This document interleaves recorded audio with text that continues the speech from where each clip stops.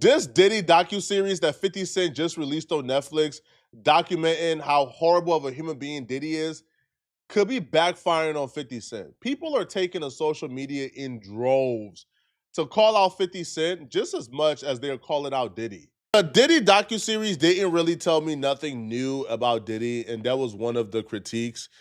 A lot of the stories, to be honest, maybe it's because I watch too much YouTube and I watch too many interviews, but like a lot of the stories I already heard on platforms like Art of the Dialogue, Vlad TV, Street Life TV. Like I already heard a lot of these stories on those platforms, and I been knew Diddy was a terrible human being. I didn't need a 50 Cent docuseries to tell me this, to be honest.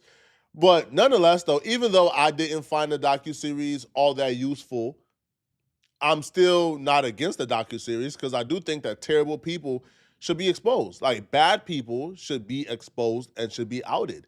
But the one thing I noticed when it comes to hip hop is abusers, perpetrators, bad people aren't usually met with the expected backlash.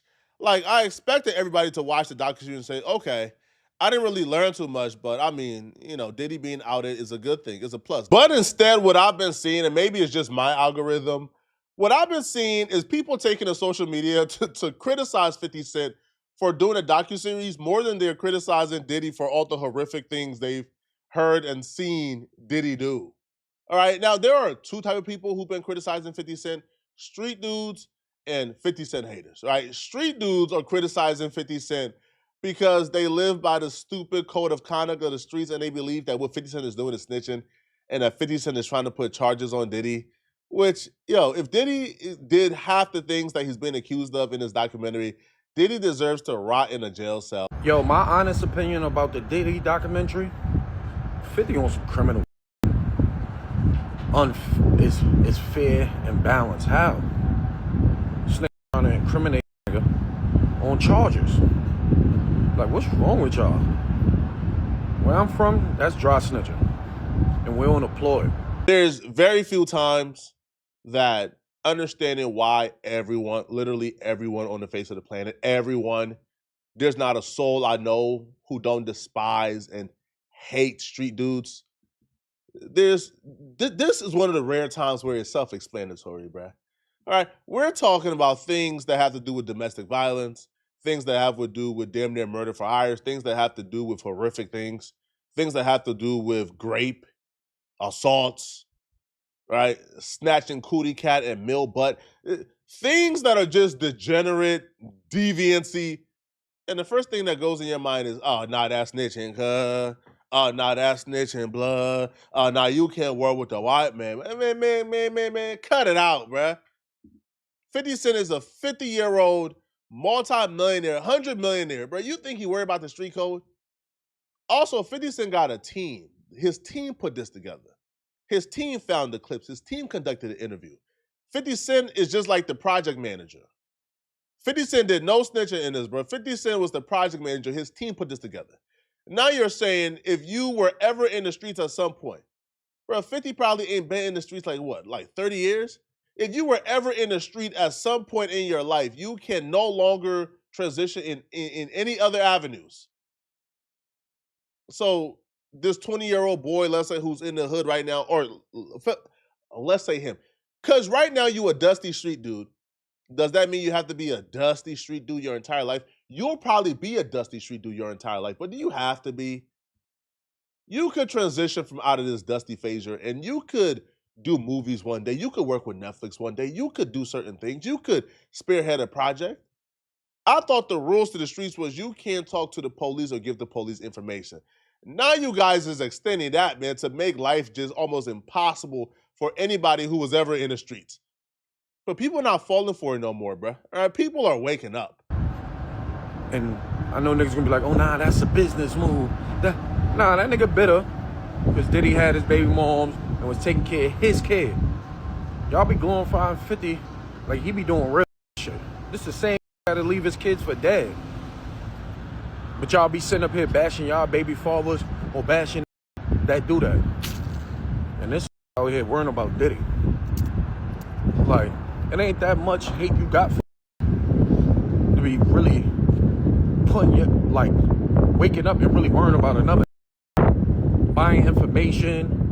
Like, you putting too much time in that. You must be really wanting to go shopping. Because you put mad time into this life. Worrying about what this, like, it ain't that much hate because a nigga said they want to take you shopping. I guarantee a white nigga probably served worse. Like, that shit is unbiased, nigga. That shit is not balanced, nigga. Like, he trying to incriminate that, and y'all up here applauding that shit. Like, and I see real niggas like, nah, 50 documentary so fire. Yeah, this, Biggie this, Tupac this. Like, y'all niggas is crazy. Like, for real. These the type of Neanderthals when you ask them, hey, bro, yo, if a dude who touched kids lived next door to you, what would you do? Would you tell the police you know he's touching kids? These are the type of Neanderthals obsessed with being so soft. They will look you dead in your eyes and tell you, nah, bro, I ain't never snitching. I don't care what happened. I ain't never talking to the police. I ain't never talking to the police. I'll just up and move. I'll just up and leave, right? I'll just up and go before I tell the police. Excuse me? It's telling because you are notifying the police that somebody touching this. There's no reason to rationalizing with people like this, right? They're just too small brain. Now, this is coming from me, who y'all know I am public. I got backlash for saying I don't believe that Diddy should have gotten charged with the RICO. But because I said that, people misunderstood me saying free Diddy. Like, fam, it was free Diddy from the RICO because he ain't do the RICO. The RICO was a crazy charge. But am I living under this delusion that Diddy is a good person? Absolutely not. Diddy is a terrible human being. He's terribly horrific. But then there's the people who believe that 50 Cent is just as terrible. And they believe that 50 Cent doing this is hypocritical, and people supporting 50 Cent doing this is hypocritical. Because if y'all have a problem with Diddy, y'all should also have a problem with 50 Cent according to them. I'm not interested in a not kind, ill-intentioned man, harmful man producing a documentary about another unkind, ill-intentioned, harmful man. 50 Cent making a documentary about Sean Combs is not about him amplifying the stories of people he victimized, or it's not even about him really giving a fuck about people who experience sexual harm. This is the man. Yeah, Tierra Marie played and all that other stuff, but for me, with the 50 Cent Tierra Marie thing, it got to the point where it was like ugly, nasty bullying. 50 Cent don't give a fuck about black women. Tierra Marie accused 50 Cent of sharing revenge porn. You don't know that video of Tierra Marie giving fellatio sloppy toppy to an unidentifiable man. She claims that 50 Cent leaked that. 50 Cent said he didn't leak it at all.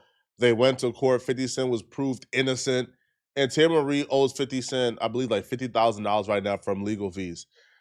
So I don't understand how you could use that situation like to prove that 50 Cent don't care about black women. Like, the reason why they're saying that, and I've heard this brain rot theory before, they're claiming that because 50 Cent is enforcing and going after his $50,000, knowing Tierra Marie don't have the $50,000 to give, and her life right now is in shambles, that 50 Cent is a bully. Listen, bro, I got nothing against Tierra Marie. Right? I don't know that woman. Right? I always found her hella attractive, I'll be real. But that man going after his legal fees isn't bullying. That man demanding that she pays and holding her accountable and exhausting the lengths he go towards to hold her accountable is not bullying. He don't give a fuck about women at all. He don't give a fuck about his children. The biracial looking child is barely hanging on. Whatever Curtis went through, there's a lot happening there. He's the rap mother Brian McKnight.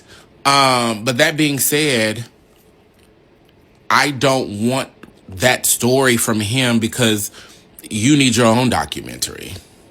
You know what I'm saying? Like, and the other thing that's funny to me is that 50 Cent went out of his way to silence like the mother of his children from telling stories and being on platforms.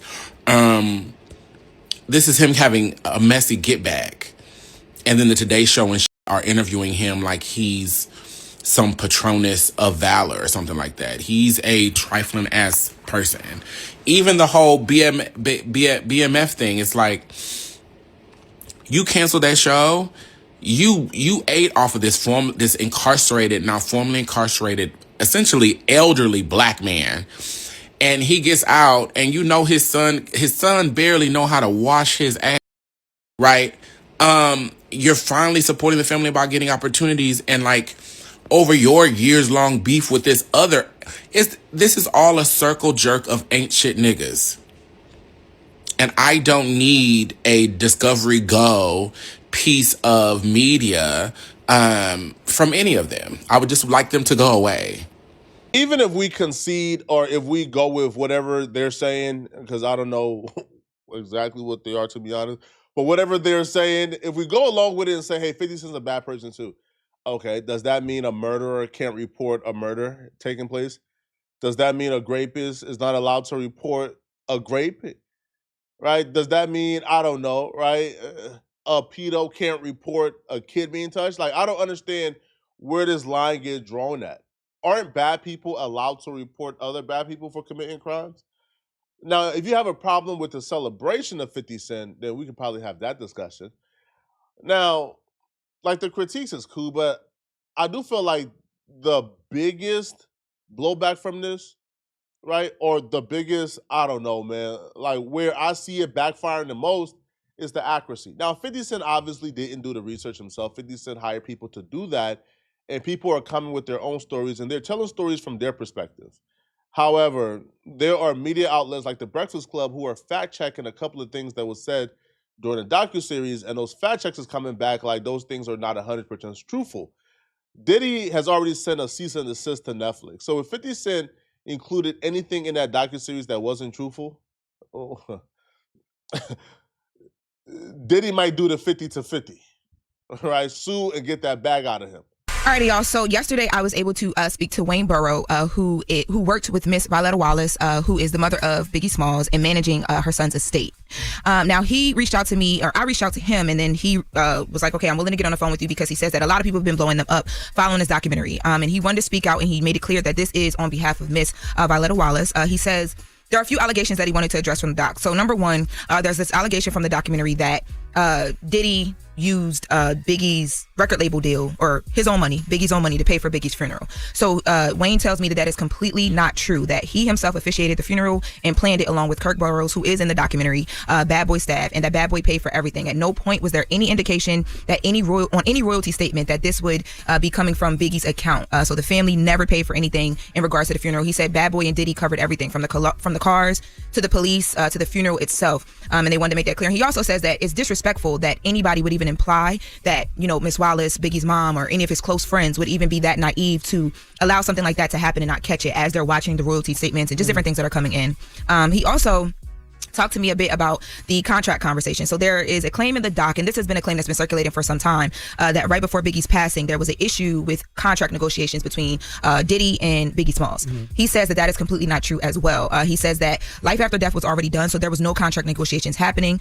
He says based on the sales and of the records and how everything was moving, Biggie had already recouped. So at that point, there was nothing to be talked about. But they did go back into a negotiation because they put out more music following the death of Biggie Smalls, and the conversation they had then was just about how that would happen and, you know, how splits would be. But that whole conversation around the contract and there being an issue with that as well, there's nothing to talk about. He says the contract was the contract and people just need to leave it at that. And Barrow is Biggie's friend. He also managed Biggie at one point. He owned a remember that the what was it called? Oh, Jesus Christ. By Storm Entertainment. That's what they ran, which was a management company. I think they managed Shine at one point. They managed Nas at one point. They managed, of course, B.I.G. So he would know, right?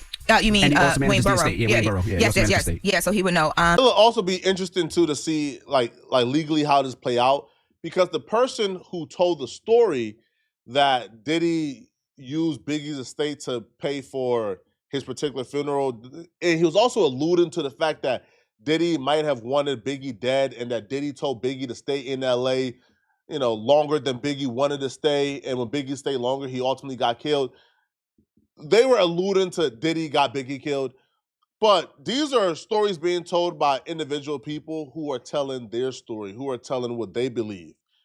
So does that fall back on Netflix? Like, because Netflix is not the one making the accusations per se. When Netflix steps in or when the narrator steps in, they're just narrating. But the individual people are the ones who are telling the story. So do he sue those people or do he sue Netflix and 50? Who knows, right? But y'all let me know in the comment section, what do you guys think about this, man? Do y'all believe that 50 Cent is the wrong messenger? Do you have a problem with 50 Cent being in charge of this docuseries? Let me know. And if you're still watching this video and want to watch another good video, then click on this video right here somewhere on my screen, somewhere here, or here on my screen to find out why I think Shannon Sharpe could be banned after this rant on Aiden Ross. Click on this video right here to find out what I'm talking about. I'm out of here, folks. Peace.